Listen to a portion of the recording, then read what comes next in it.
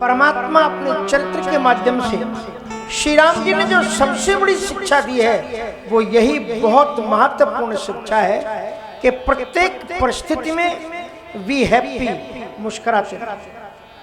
हर एक परिस्थिति में, विषम से विषम परिस्थिति में मुस्कुराओ। Because a smile can make short work of any difficulty। हंसते के साथ हंसे दुनिया, रोते को कौन बुलाता है। अंग्रेजी की एक कहावत है कि if you will laugh the world laugh with you, if you will cry you cry alone. अगर आप हंसोगे तो सारी दुनिया तुम्हारे साथ में हंसेगी और अगर रोगे तो अकेले रोगे। श्री राम जी को 14 वर्ष राज्य की जगह पर 14 वर्ष का वनवास हो गया। श्री किशोरी जी का विक्षय हो गया, वो रो रहे हैं और इससे बड़ा जीवन का दुख कुछ हो भी नहीं सकता था। भैया क्रिकेट यहाँ बंद करा देना, थोड़ा पीछे वो क्रिकेट खेल और बाहर मैदान में। तो ये जो विषम परिस्थिति है ये राम का चरित्र हमें सिखाता है। नारद जी महाराज को ये लगा कि जो अभी वृक्षों से चिपक कर के रो रहा था, जो कोयल से कहता है कि तुम्हारी जैसी ही आवाज मेरी जानकी की भी थी, हे कोकिल वैनी क्या तुमने मेरी सीता को देखा है। और जिसके कारण ये पहाड़ ऊपर टूटा है, दुख का पहाड़ राम जी के ऊपर टूटा, इसका कारण कौन है? वो सामने खड़ा है नारद। इसी ने श्राप दिया है कि आज मेरी सीता का हरण हो गया और मैं वन वन में भटक रहा हूं। नहीं तो कहां ठाट करते थे नारायण? क्षीर सागर। और गद्दा देखा है, इतना कोमल गद्दा। कभी सर्प को पीछे से छू के देखना कितना कोमल होता है। क्षीर सागर में एकदम चिकना सर्प सो रहा और ऐसा गद्दा है कि ऑटोमेटिक फूलता है, ऐसे ऐसे झुला रहा। झुलने में बच्चे को नींद आ जाती है ना, तो शेषनाग एक तो तरंगे आती है तो उससे भी थोड़े थोड़े हलते हैं और सांस लेते हैं ऊपर नीचे। तो ठाकुर जी को झूला झुलाते हैं, आराम से सोते। और वो बेचारे जंगल में घूम रहे हैं, सीता जी कह करके रोए। अब बताओ कहाँ क्षीर सागर, शेष सैया, कंठ का किरण वन में विचरण कर रहे हैं, हे खगमृग हे मधुकर सैनी। और ये सब कराने वाला कौन है? वो बाबा सामने खड़ा है। उसी ने श्राप दिया है कि मम अपकार किन तुम कार भारी, नारी विरह तुम हो दुखारी। वो सामने खड़ा है। इसलिए नारद जी महाराज उनकी प्रार्थना करते हैं, नाना विधि विनती करी। बहुत प्रकार की विनती की, पर हर एक विनती के बाद में उन्होंने पाया कि राम जी के मन में कहीं से भी किसी भी प्रकार का रोष नहीं। नाना विधि विनती करी प्रभु प्रसन्न जिय जान। उन्होंने दिल से जान लिया कि भगवान प्रसन्न है, नाराज नहीं। तो नारद बोले वचन तब जोर सरोरूपान। दोनों हाथ को जो सरोरू मानी, कमल दलों को जोड़ करके, दोनों हाथों को जोड़ करके और हाथ जोड़ करके बड़ी सुंदर उन्होंने प्रार्थना की। अब जरा नारद जी की ये प्रार्थना के शब्द सुनिए। नारद जी कहना क्या चाहते हैं, जरा 3-4 लाइनें हम बोलेंगे। सुनो उदार सहज सुंदर आगम सुगम वरदा। सुनहु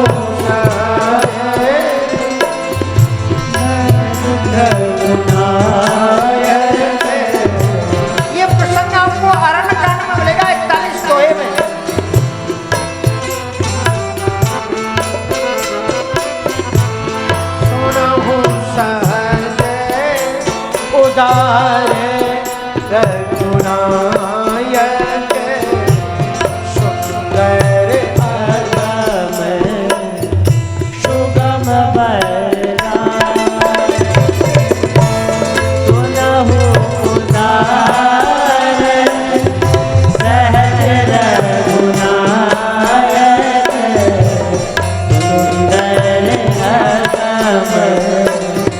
सुगम बरदाय। सुनो उदार सहज रघुनायक। रघुनायक जी को कहा कि आप सहज उदार हैं। सहज उदार का अर्थ आप जानते हैं, तो सहज मानिए आप लोग, आप समझ लो। जो दोष गुण सहज जन्म के साथ पैदा होते हैं, जो दोष गुण उनको सहज कहते हैं। अजमानी होता है जन्मना, और सहमानी मानी साथ में। जो दोष गुण साथ में जन्मे उन गुणों को, दोषों को कहते हैं सहज। नारद जी ने बड़ा सुंदर महत्वपूर्ण शब्द बोला है कि सुनो सहज उदार रघुनायक। सुनो उदार सहज रघुनायक। आप सहज में, उदारता तो जन्मजात आपके अंदर से ही पैदा हुई है। इसलिए तो कहते हैं श्री रामचंद्र कृपालु भजमन हरण भाव भय दारुणम। सुनो सहज, सुनो उदार सहज रघुनायक, सुंदर अगम सुगम वरदायक। संपूर्ण लीला के बाद में प्रश्न चित्र नारद जी ने कोई नहीं प्रश्न किया है, बस एक वरदान मांगा है। देव एक बार मांगो स्वामी, और यद्यपि जानत अंतर जामी।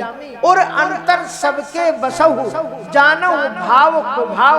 आप सभी के दिलों के अंदर में निवास करते हैं, इसलिए व्यक्ति कुछ बात बोले उसके पहले ही भगवान जान जाते हैं कि ये बोलने वाला क्या है। अच्छा देखो, ब्रह्मा जी नहीं जान गए थे कि कुंभकर्ण मांगने वाला क्या है। वो जान गए कि बस यही वो मांगने वाला है कि 6 महीने पेट भरने के लिए मैं जागूं। और भगवान ने कहा ये मांगे, उसके पहले सरस्वती जी को बैठाया, वरदान पलटवा दिया और उल्टा वरदान मांग बैठा कि क्या वरदान मांगा उसने कि मांगे नींद मां से सटकेरी। 6 महीने की नींद मांगी, उल्टा। तो भगवान सबके देव एक बार मांगो स्वामी, यद्यपि जानत अंतर्जामी। जबकि आप सभी के दिल की बात जानते हैं, आप अंतर्यामी हैं, इसलिए जानो मुनि तुम मोर स्वभाव। राम जी ने कहा कि नारद जी आप मेरा स्वभाव जानते हैं। स्वभाव क्या जानते हैं? नारद जी ने अभी बता ही दिया कि महाराज मैं आपको जानता हूं। सुनो उदार सहज रघुनायक। ये कहां से पता लगा कि भगवान सहज हैं, उदार हैं? ये बात अनुभव से कह रहे हैं या स्तुतियों में लिखा रहता है, अपन गा जाते हैं कि स्तुति में लिखा है, अर्थ अपने को नहीं मालूम और हरदम पता नहीं कैसे कैसे लोग लिख देते हैं। कितनी सुंदर एक आरती अपन रोज गाते हैं, लेकिन करते कभी नहीं। भगवान के सामने अपने खाएंगे 56 व्यंजन और ठाकुर जी के सामने चिरौंजी की दाना एक पुरानी प्लेट में रख करके कहेंगे तेरा तुझको अर्पण, तेरा तुझ। भगवान कहते दे दिया तुझे, कहता तेरा तुझको अर्पण, क्या लागे मेरा। और कहते हैं भगवान जी ऐसा कृपा करो कि तन मन धन सब अर्पण। संत सेवा की बात करते हैं और संत अगर कहीं सामने पे आ जाए दुकान में, ए बाबा आगे बढ़ो आगे बढ़ो आगे बढ़ो आगे बढ़ो। कहां से आगे? उधर आगे जाओ। संत में श्रद्धा होना भी ठाकुर जी की कृपा के बिना संभव नहीं है। हाँ, नहीं तो कितने तो लोग होते हैं। हम एक बार परम पूज्य श्री रामचंद्र परमहंस जी महाराज के साथ में जा रहे थे। अब वो उघारे रहते थे, मैले को चले उनके कपड़े थे, परमहंस थे वो तो बहुत बाद में फिर उन्होंने कपड़े ठीक पहनने शुरू किए थे। नहीं तो हमने देखा उनको मैले को चली धोती रहे, तिलक तिलक लगाए नहीं, बड़ी दाढ़ी। और ऐसी दाढ़ी तो आज तक चेहरे पर बाल मैंने किसी को देखे नहीं। उन लोगों को यहीं पर दाढ़ी होती, उनको पूरे मुख में दाढ़ी थी, नाक पर भी बाल। तो बोलो अब वो एक ट्रेन में बैठे हुए थे, सोहागपुर से इटारसी जा रहे थे और बैठे हुए थे और वहीं पर महाराज वो टीटीआई आ गया और टीटीआई ने उनको देखा तो देखते ही समझ क्या कि बिना टिकट के होंगे। हाँ बाबा टिकट लाओ। अब बाबा जब तक बोलते हो हाँ हाँ, आप लोगों को देख करके, आप जैसे लोगों को देख करके हमारी छाती जल जाती, फट जाती, छाती फट जाती। परमहंस जी भी बड़े गजब के थे बोलने वाले। बेटा तेरी तो छाती फटती है, यमराज का तो पता नहीं क्या क्या बन जाता है, तेरी छाती फटती। अब जो उन्होंने बोला था वो तो सीधा बोला था, अब अपन व्यास गद्दी की मर्यादा है, वो शब्द बोल नहीं सकती, ऐसी बोले थे। अब बाद में पता लगा कि ये तो महाराज परमहंस जी है, टिकट क्या उनके लिए तो सब ऐसे तो वो चलते ही नहीं थे, बड़े मर्यादा पूर्ण संत थे। संतों के सहज स्वरूप को देख करके आप उनको सामान्य मत समझ। कृपा है, उदारता है। देखो ये देश संतों का भक्त है, इसलिए तीर्थ प्रयाग में माघ मेला में आता है, कुंभ में आता है। यहाँ पर तीर्थ में प्रयाग का तो आप कभी भी दर्शन कर जाओगे, त्रिवेणी कहीं नहीं जाएंगी, यही रहेगी। तो आप माघ में ही क्यों ज्यादा आते हो? क्योंकि सब कुछ यहीं पर रहेगा। ये जो संत आए हैं ये माघ में ही आएंगे, ये कुंभ मेला में ही आएंगे, बाद में नहीं आएंगे। इन्हीं के दर्शनों का महत्व है। सहज उदार, क्या उदारता नारद जी ने देखी? नारद जी ने उदारता ये देखी है कि वो नारद जी ने भगवान को कितने श्राप दिए, भगवान को कितने अनाथ शनाप शब्द कहे, फिर भी भगवान ने उनके ऊपर कोप नहीं किया। इसलिए नारद जी यहाँ शब्द बोल रहे हैं कि सुनो उदार सहज रघुनायक। इसलिए सुंदर अगम सुगम वरदायक, आप सहज हैं, सुंदर हैं, अगम में हैं, लेकिन सहजता में वरदान देने वाले हैं। और यहाँ से एक वो भूमिका मानते हैं और वो कहते हैं कि जानो तुम मुनि मोर स्वभाव, जनसन कबहू की करऊं दुराऊ।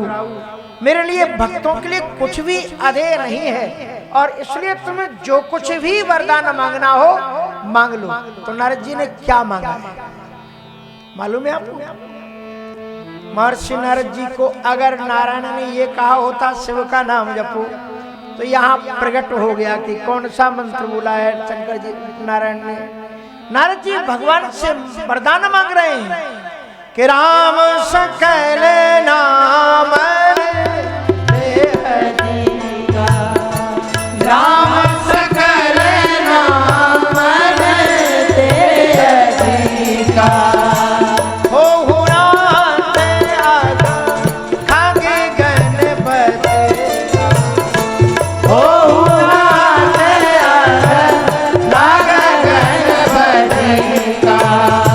यद्यपि प्रभु के नाम अनेका, यद्यपि प्रभु के नाम अनेका, श्रुति कह अधिक एक तेरा, श्रुति कह अधिक एक तेरा।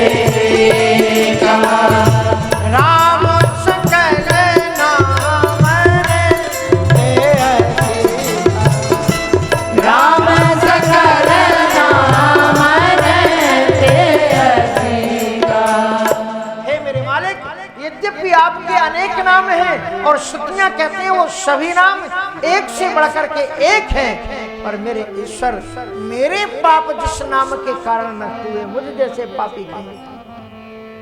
राम सकल नाम निते अधिका,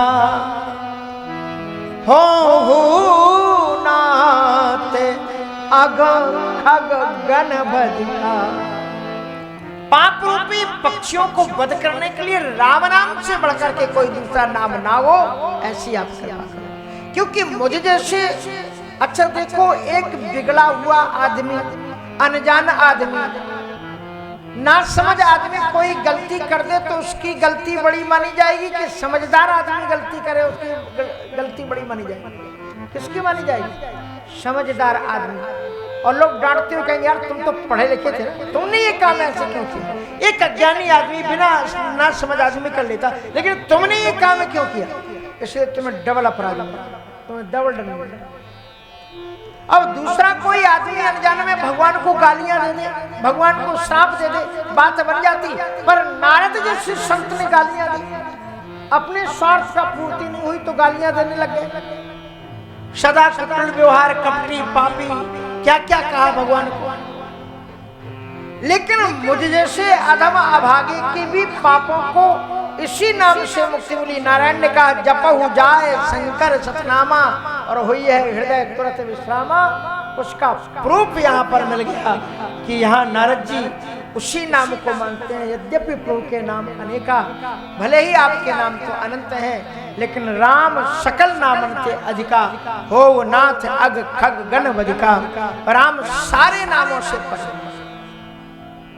अच्छा, बड़ी प्यारी सी बात है। एक गांव में दो भाई रहते थे, एक का नाम संत था और एक का नाम असंत था।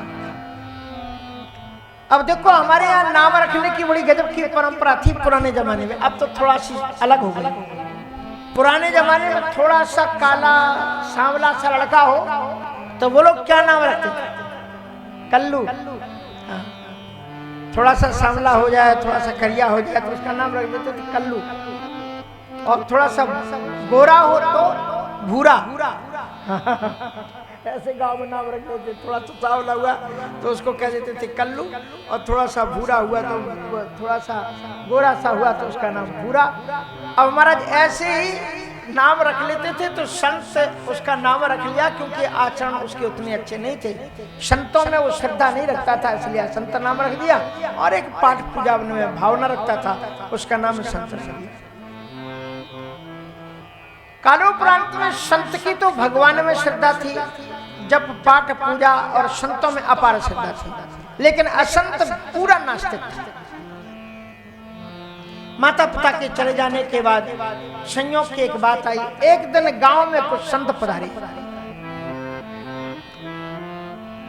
संत जब आए तो उन्होंने कहा कि महाराज हमें तीर्थ यात्रा के लिए जाना है, आज अंधेरा हो गया तो आज रात में हम यहीं पर रुकेंगे, तो थोड़ा सा कोई भक्त का घर बता दो तो वहां रुक जाएं हम लोग। तो किसी ने कहा संत का घर बता दो। तो संत संतों से प्रेम करते थे। संयोग की बात, उस दिन घर में वो भाई नहीं था जिसका नाम असंत था, जो साधुओं से प्रेम नहीं करता। वो नाते रिश्तेदारी में कहीं मेहमानी करने गया। संत आए तो जो संत था साधुओं के आने पर प्रसन्न हो गया। सबका घर में आसन लगाया, पांव पखारे, खूब खिलाया पिलाया, स्वागत सत्कार किया। ठाकुर जी की आरती राग भोग सब साधुओं ने अपने अपने आसन पर। भाई भक्त तो बड़ा अच्छा मिला। दूसरे दिन चलने लगे तो साष्टांग लेट गया कि महाराज जब कृपा की ही है तो जरा एक दिन और आपका भगवत नाम संकीर्तन हो जाए। दूसरे दिन रोका, तीसरे दिन रोका और जाने नहीं दे महात्मा को। संयोग से वो असंत जो था ना, जो संतों को नहीं मानता था, उसके आने का टाइम हो गया।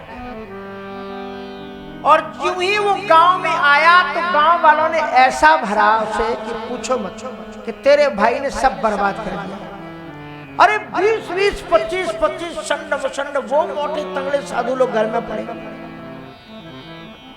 कहीं तस्मई, कहीं मालपुआ, कहीं गुलाब जामुन, कहीं खीर, कहीं ये फल, कहीं वो फल, ड्राई फ्रूट अलग से, दूध तो रोज ही पता नहीं 20-20, 25 एक महात्मा एक ही लोटा ऐसे लगाते हैं, गड़गड़ करके पूरे सब बर्बाद कर। अब जो असंत था ना, जिसको संतों में श्रद्धा थी, नहीं मेरे भाई ने सारा का सारा घर का रुपया पैसा बर्बाद कर दिया, अब मैं जाता हूँ घर में से एक लाठी उठाई उसने, का जितना साधु खाए पिए सब निकाल देंगे, हमें आने तो मिल जाए बस संत। और वो आया घर में, तो जब वो आने वाला था उसके पहले ही साधु को, वो भाई को पता लग गया, इसलिए उसको पता लग गया कि कल भाई आने वाला है, तो आज ही साधु संतों के आसन पर जाकर के दक्षिणा दे दी और दंडवत प्रणाम करके कहा कि महाराज जी अब जितनी जल्दी हो सके आप प्रस्थान करो। तो महात्माओं ने कहा ये तो बड़ी श्रद्धा करता था, प्रेम करता था, हम लोग जाना चाहते थे तो भी रोकता था, आखिर आज क्यों कह रहा है चले जाओ? कोई ना कोई आपत्ति तो होगी, कोई ना कोई रीजन तो होगा, कोई ना कोई कारण तो होगा। पूछा कि महाराज क्या बात है, आज आप उदास क्यों हैं और क्यों इस तरह से हड़बड़ाहट में संतोष कर रहे, जल्दी चले जाओ सबको जा जा करके देखना। कहा महाराज क्षमा कीजिएगा, हमारा एक छोटा भाई है, उसका नाम असंत है, मैं जितना संतों में श्रद्धा रखता हूँ उतना ही नास्तिक है, संत उसे फूटी आंखों नहीं बाते। अब जिस घर में आपकी जूठन पड़ी, जिस आपने चरण पखारे, जिसमें आपके नाम संकीर्तन हुआ, और उसी घर के अंदर मेरी इन्हीं आंखों के सामने अगर संतों का अपमान हो तो महाराज मुझे देखा नहीं जाएगा। इसलिए मैं आपसे निवेदन करता हूँ कि वो भाई जब तक घर में आए उसके पहले पहले आप अपना आसन वासन उठा करके आप चले जाओ। सभी महात्माओं ने अपना अपना आसन उठाया और चलते बने। एक मस्त मौला संत थे, वो टस से मसले हुए वहीं के वहीं बैठे। सब संतों ने कहा चलो चलो चलो, तुम क्यों बैठे हो? तो उसने उत्तर दिया, अरे संत को तारा तो क्या तारा, किसी असंत को तारो तब तुम्हारा नाम संत है, इसलिए हम तो तभी जाएंगे जब उसको भी तार देंगे। महात्मा लोगों ने अपना अपना आसन उठाया, चल दिए, और वो असंत रास्ते में ही लाठी लेकर के आया था, मिल जाएगा संत। और मस्त मौला संत बड़े पेट वाले बैठे हुए थे। सो देखते से ही कटकटाया और लाठी को घुमा करके साधु के ऊपर में मारा। संत भी ब्रह्मचारी व्रती हट्टे खट्टे और खाए पिए थे, एक ही हाथ से लाठी को पकड़ लिया और ऐसी घुमाई कि उसके हाथ से छूट गई लाठी। और फिर बीच आंगन में मुट्ठम मुट्ठी गुत्थम गुत्थी डंडा डंडी सब कुछ होने लगा वहीं पर। सो महात्मा भी तंगड़े थे, खाए पिए थे, थोड़े बहुत लड़े भड़े और चार खाने चित्त करके और बीच आंगन में धेपट और दोनों हाथ दबा लिए और घुटना रख दिए छाती पर। का सीताराम बोल, राम बोल। नहीं बोलेंगे, तुझे बोलना पड़ेगा। अरे बोले जबरन बोलना पड़ेगा, हम नहीं बोलेंगे। बोले तू बोल, राम बोल। हम बिल्कुल नहीं बोलेंगे। क्या नहीं बोलेगा? का राम नहीं बोलेंगे। क्या बस मेरा काम हो गया। उसके बाद उन्होंने उठाया अपना आसन और चल दिया। अब उस समझे कि हो क्या गया। तब उसको पता लगा, रे हम कह रहे थे राम नहीं बोलेंगे। उसने कहा क्या नहीं बोलेगा? बोले राम नहीं बोलेंगे। बोले हमने राम बोल तो दिया। महात्मा ने अपना आसन उठाया, चल दिए। वो थोड़ी देर रोया गाया, उसके बाद में फिर वो अब संत की जब मृत्यु हुई तो उसने तो सत्कर्म किए थे, इसलिए सत्कर्मों के परिणाम स्वरूप वो तो ठाकुर जी के धाम को चला ही गया। पर जब ये असंत की मौत का समय आया, आप जानते हो ये जो तीर्थराज प्रयाग आए हो, आज आपको कुछ पता नहीं चला।